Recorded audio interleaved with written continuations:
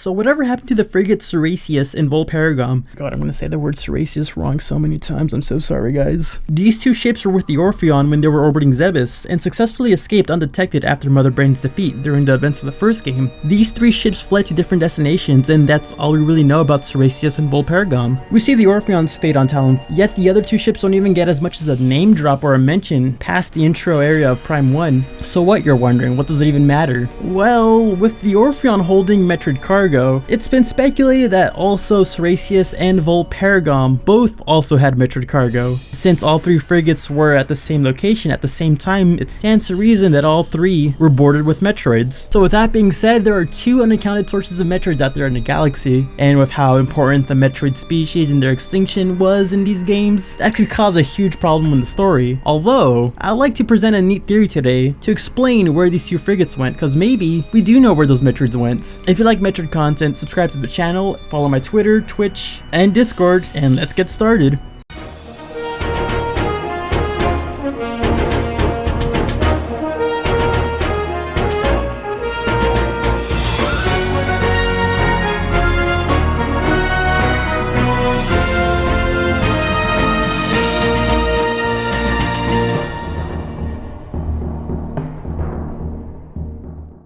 So assuming that Siriacus and Paragon had similar orders to the Orpheon, we can speculate that the two ships would have to have escaped to remote or undiscovered planets to lay low while the Galactic Federation focused on Zebes. The series is full of unknown planets, but there are only two planets that I feel makes the most sense as frigate rendezvous points due to their potential cargo. Again, assuming all three frigates had Metroid cargo, I believe that one of the frigates, let's say Siriacus,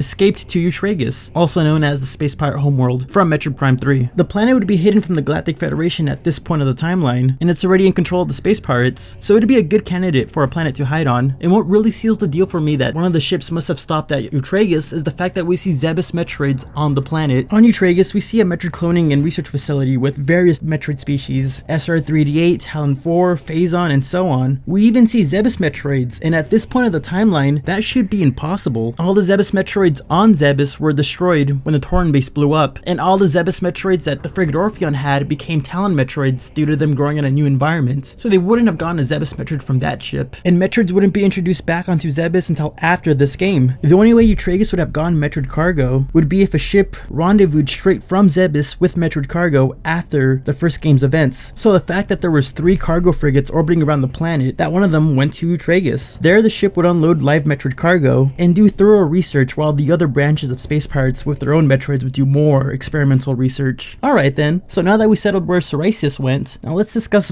Paragon. The other planet that Paragon could have escaped to would be pretty similar to Eutragus in many ways. It's another hidden Space Pirate controlled planet with an unexpected source of Metroids. For those who have never played the game Federation Force, let me introduce you to the planet of Talvania. It was an obscure planet that was discovered to be a secret Space Pirate base. Here in one of the missions, we see huge Metroids in cold stasis. I say huge because the Federation Force are using giant mech suits, so in proportion to the mech suits, these Metroids are big. We aren't given an explanation for how these Metroids got here, but with the Talvanian Metroid showing no signs of Phazon mutation, as well as them being in cold storage, we can assume that these Metroids must have come from before any of the Prime games, which aligns with the three frigates escaping Zebes. Frigate Paragon would escape to Talvania and unload its cargo. This is where the Space Pirates would then start experimenting with the ancient planet's Grow Ray. I like to believe that with the frigate Orpheon's Phazon experiments giving solid results, that the Paragon crew shelved their own Metroid experiments to focus on a better project. Although, with Federation Force's secret ending, there could be a chance that we might get an actual answer for where these Metroids came from, but until then, I do think it makes a lot of sense that Paragon was the reason how these Metroids came from Zebes all the way to Talvania. But of course, it's only just a theory though. And all of this really does hinge on the fact that these two frigates had Metroid cargo. Again, I had to specify earlier, but it was only specifically stated that the frigate Orpheon had Metroids. It never stated that the other two ships had. We're only assuming. But with all the evidence about Eutragus and Talvania having Metroids and all that, I think it makes the most sense. So let me know what you guys think. Maybe there's another planet out there that could be a possible location, or maybe a different method of how Metroids got to these planets. And of course, if you like Metroid content, feel free to subscribe to the channel. I've actually made a bunch of Metroid shorts explaining all the Metroid variants throughout the game, so if you're interested in that, feel free to click on the playlist above. And of course, I'm the Metroid Trainer. Hope you like, subscribe, and stick around for next time, because I'll be seeing you later.